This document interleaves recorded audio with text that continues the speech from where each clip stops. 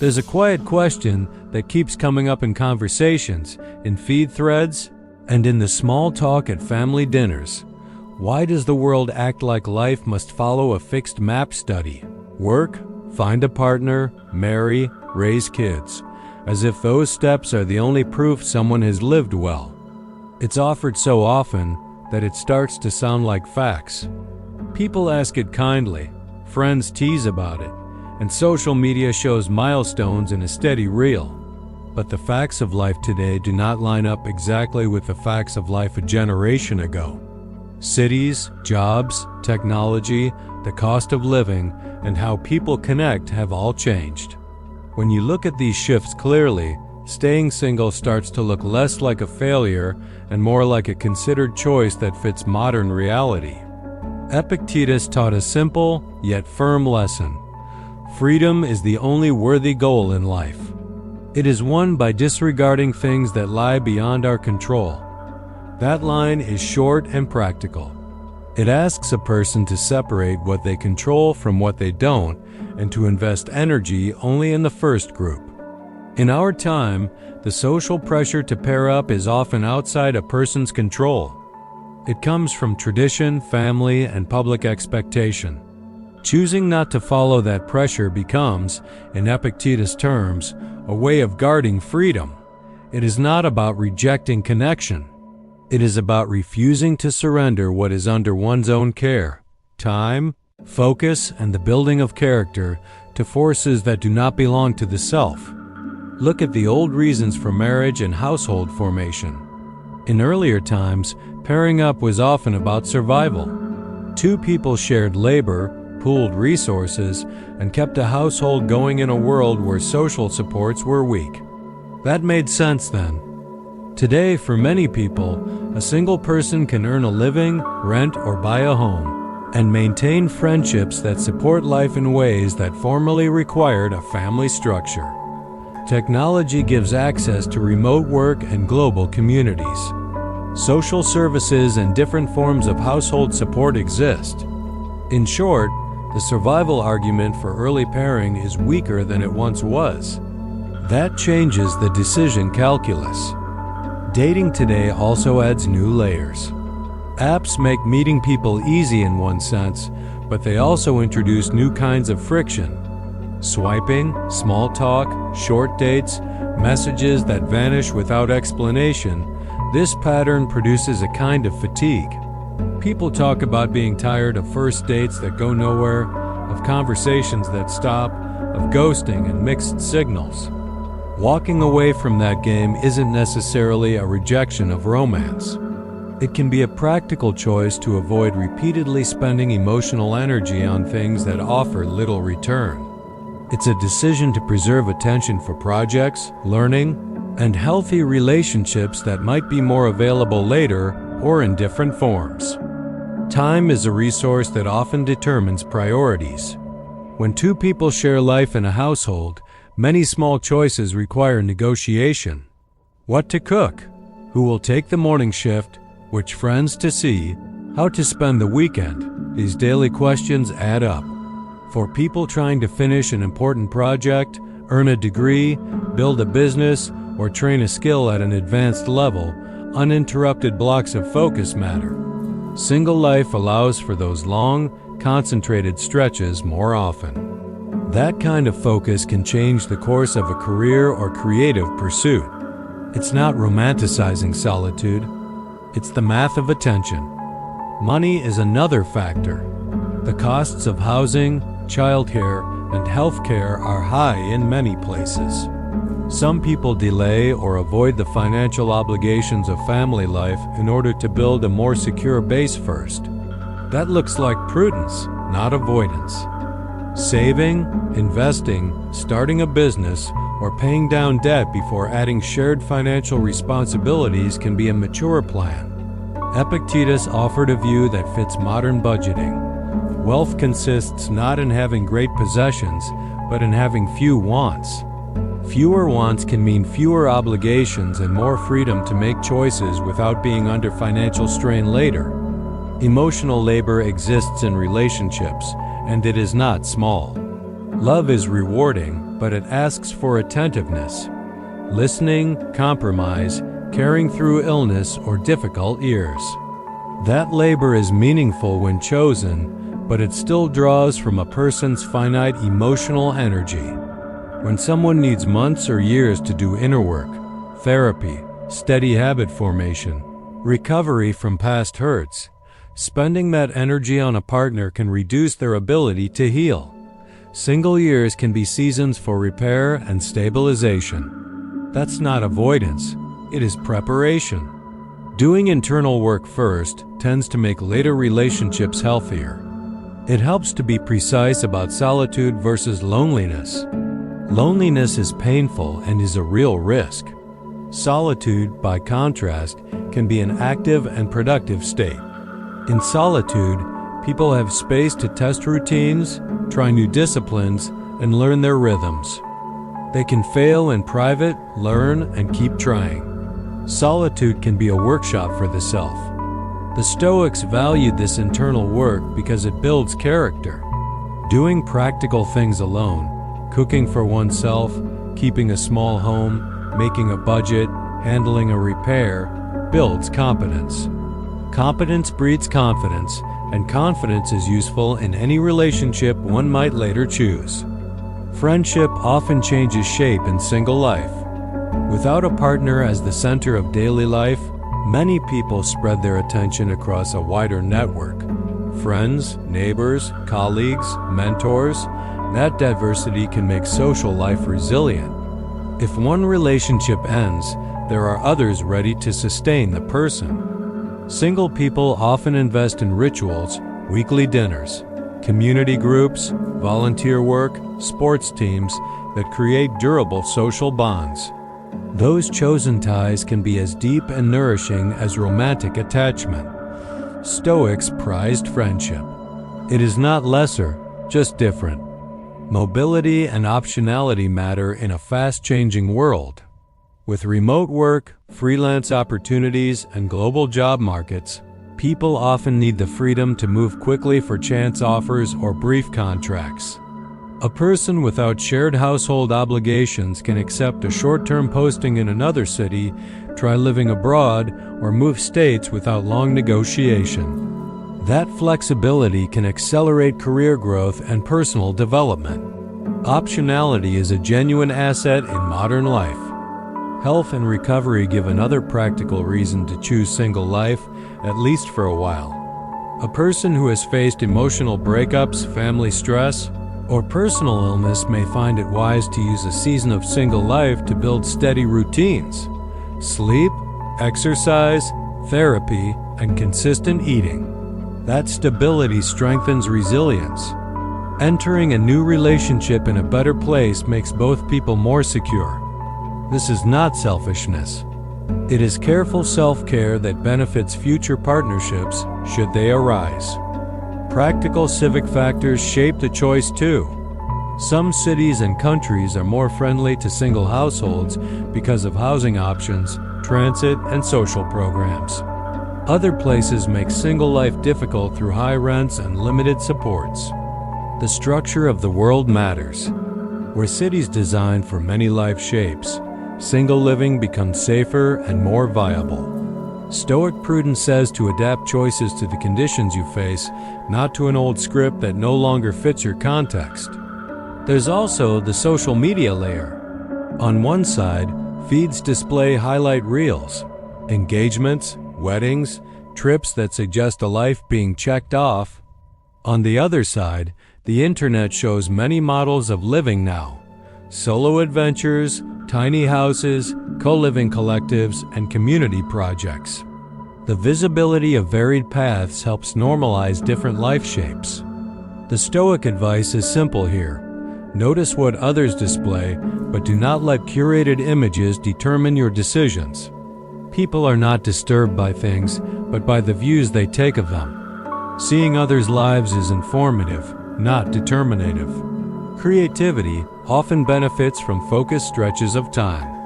Writers, artists, and researchers sometimes require long, uninterrupted windows to finish work. Single life can create those windows more easily. This pattern shows up in modern artists who take sabbaticals, in entrepreneurs who spend intense years building startups, and in scholars who pursue deep study. Those years are not pauses. They are investments. There are emotional worries people raise. What about regret? Or missing out on intimacy later? Those are real fears. Stoic practice suggests planning and intentionality lower the risk of regret. If single life is chosen with thought, friends nurtured, financial plans set, health attended to, regret is less likely than if someone simply drifts into singlehood. Doing the planning matters. Regret usually grows from having left things to habit or to pressure rather than to reasoned choice. Single life is not a single template. Some choose it temporarily, some choose it long-term. Some choose co-living, some form deep friendships, some adopt pets, and some plan single parenting with careful support. The shape varies. The Stoic instruction is to know the purpose and choose a style that aligns with virtue and reason. First say to yourself what you would be, and then do what you have to do. Decide what kind of life is meant, then arrange it. Then, there is a moral angle too. Stoicism does not say attachments are wrong. It says attachments that control you are risky. A person who chooses single life to build inner strength and then later enters a relationship from that strong place is likely to create a healthier partnership.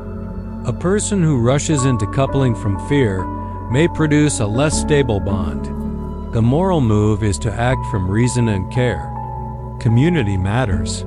Single living works better in places with good civic design, safe streets, public transit, social centers, and accessible healthcare. Societies that support many household types allow people to make choices without crippling risk. That is a public responsibility as much as a private one. Where civic structures support single life, it becomes a real, respectable, and less fraught option. There is also an ecological note. Smaller households sometimes use fewer resources per person. For people who include sustainability in their priorities, choosing single life or delaying family formation can match larger environmental goals. This is not a universal argument, but it is part of the mix for some. In practice, staying single requires administration. Single people tend to handle legal forms, emergency plans, and health proxies earlier. Those practicalities reduce vulnerability. Being prepared is adult work. Write a will, set up emergency contacts, plan finances, and build a local network. Taking those steps secures freedom. Finally, the Stoic core returns. Reaction matters. It is not what happens to you, but how you react to it that matters. The modern world will offer images, pressures, and options. The person who responds with calm judgment, who plans, who builds stable habits, and who cultivates community will create a life that fits their purpose, whether paired or single. Choosing single life can be a wise, deliberate, and practical stance, not a default. And so the conversation continues, not as a debate, but as a practical map for living. Think about the kinds of small choices that change a life over time. Choosing where to live, which job to take, how to spend evenings. Each choice adds up. For someone living alone, those choices land fully on one pair of shoulders. That can be heavy, certainly, but it can also be clarifying. There is no split vote. Decisions move quickly. And moving quickly, when it serves a purpose, can be an advantage. Consider the person who wants to learn a new language well enough to work abroad. That takes months of focused study, awkward practice, mistakes, and long nights. Doing this with a partner who needs steady emotional support or whose job makes major demands is more complicated. That's not a moral judgment. It's a fact of logistics. People sometimes choose single life precisely to create the conditions for deep learning or for a career pivot. That choice is planning, not avoidance. What about parenting? Some people plan to be parents without a spouse. Others prefer to wait until they can create a two-parent household. Either path can be responsible. What matters is readiness, financial stability, emotional preparation, support networks. A Stoic approach asks what is within control and what is not. If becoming a parent is a chosen good, prepare the ground first so the decision is likely to support flourishing. If parenting now would compromise well-being for child or parent, delaying makes sense. Practical care before major commitments is prudence, not cowardice. There's also a difference between being single in a dense, friendly neighborhood and being single where isolation is common. Geography shapes experience. In walkable cities with community centers, single people can join clubs, meet neighbors, and build regular networks. In more isolated suburban settings, single life may mean longer drives and less spontaneous contact. That is real. One reason people choose to stay single is because their environment supports it. Another reason they pair up sooner is because their social structure rewards larger households. Epictetus would say to know the conditions you live under and to act with that context in mind. First say to yourself what you would be, and then do what you have to do. The what you would be part includes knowing whether your city or community will sustain a chosen life shape. Financial systems play a role too. Some countries offer tax benefits or housing subsidies for families. Others support single households with renter protections and social services. That changes the practical balance. Choosing single life in a place that penalizes it financially requires more planning. Choosing it where systems support solo households is easier. It's a pragmatic score. Weigh the policy landscape alongside personal goals. Good planning is not glamorous, but it prevents crises later. Health planning matters. Single people often think ahead about emergency contacts, medical directives, and local friends to call if trouble strikes. That kind of planning is sensible and mature. It removes a lot of anxiety about the future. Single life asks for proactive habits, regular checkups, good sleep, a backup plan for housing, and a small emergency fund. These are the ordinary acts of adult risk management that make single living smoother. They are a form of quiet responsibility. Practical rituals help too. Simple weekly patterns, a regular dinner with friends, a hobby night, volunteer work supply rhythm and meaning. Rhythm reduces aimlessness. Many people who live alone create robust calendars of small commitments that give structure and joy.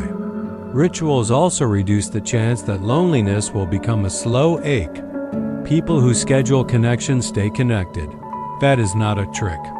It is the wisdom of deliberate life design. Let's talk about intimacy in a broader sense. Many people assume emotional closeness requires romantic partnership. But intimacy takes many shapes. An honest conversation with a friend, a long phone call with a sibling, a mentor who knows your struggles, a neighbor who checks on you. Building intentional intimacy across a community can satisfy deep needs without a romantic relationship as the single source. Stoics prized honest, strong friendship. Those bonds can be life-sustaining and tender in ways similar to romantic ties. Career and single life often fit. Careers that demand mobility, odd hours, or unpredictable travel are simpler to manage solo.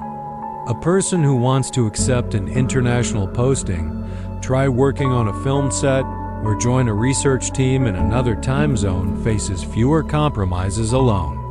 That's freedom in service of vocation. Choosing to remain single while pursuing a demanding career is not a denial of love. It is a choice about timing and capacity. People who make that choice do so because they value the project in front of them and want to give it the attention required. There is also the question of dignity and social status. Some cultures elevate family life and view singlehood with suspicion. In those contexts, being single demands courage because of social stigma. Epictetus warned about public opinion shaping private life. If you want to improve, be content to be thought foolish and stupid. The choice to stand apart for reasons of prudence or principle can invite critique. That cost is real. But courage under criticism is part of the ethical life. People who choose single life in the face of stigma practice a discipline similar to that of other unpopular, but principled choices. Some who choose single life do so because they see a moral value in fewer dependencies. If someone's moral aim includes reducing consumption, minimizing ecological impact, or simplifying a legacy for future generations, then a single life can be an expression of those values. It's not the only option, but it can be coherent with a broader moral project. People rarely appreciate how many small habits align with deeper ethics, such as choosing a smaller home, cycling, supporting local networks. These are easier without household obligations that expand resource use. That alignment can feel deeply satisfying and consistent. As people age, questions about care and company resurface. Many single people plan early for later life. They create legal proxies, cultivate neighborhood ties, and join community groups. Building these scaffolds early reduces anxiety later. Planning does not guarantee comfort, but it increases the chance of support. Single living can be as protected in later years as any partnered life if the social fabric is woven with intention. This is another reminder that single life requires proactive thought, not resignation. We should also consider how single life can foster creativity and risk-taking. Entrepreneurs, artists, and researchers often accept uncertain years with irregular income or time demands. Those who remain single during these seasons reduce the moral and practical pressure of needing steady support. Single life can be a period of high variance, higher risk, but also the potential for high reward. Managing that variance responsibly, with savings, friends, and sensible plans, turns solo living into a form of career strategy. It is chosen risk, not random chance. Now, let's address the worry about missing out. People fear that if they opt out of couple culture, they will miss key rites of passage. That fear is real, but its sting dulls with time as alternative rites appear. Friend groups throw housewarming parties, communities host cultural gatherings, and personal projects mark the passage of years. Life milestones shift. A completed book, a successful business, or a sustained travel season become meaningful markers. The question is which milestones matter most to someone. Stoic clarity invites the person to choose the milestones that align with their values instead of the ones handed down by default. When the question comes, why stay single? The answer is not a single moral decree, but a set of practical judgments. It is about matching life form to values, about creating space for growth, and about making choices from a position of clarity rather than panic. That is the Stoic way. Measure, plan, act, and cultivate inner strength. Staying single can be a season of forming, a deliberate strategy, or a long-term shape of life. In any case, when done thoughtfully, it aligns with a philosophy that prizes freedom, responsibility, and clear judgment. There's a calm dignity in making deliberate choices and in standing with the life one has reasoned about. Epictetus offers a final note that fits here. It is not what happens to you, but how you react to it that matters.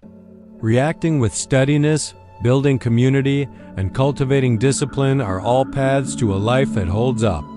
Whether a person pairs up later or not, the life built on these actions tends to be robust.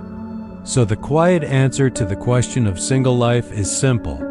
In modern conditions, staying single often makes sense.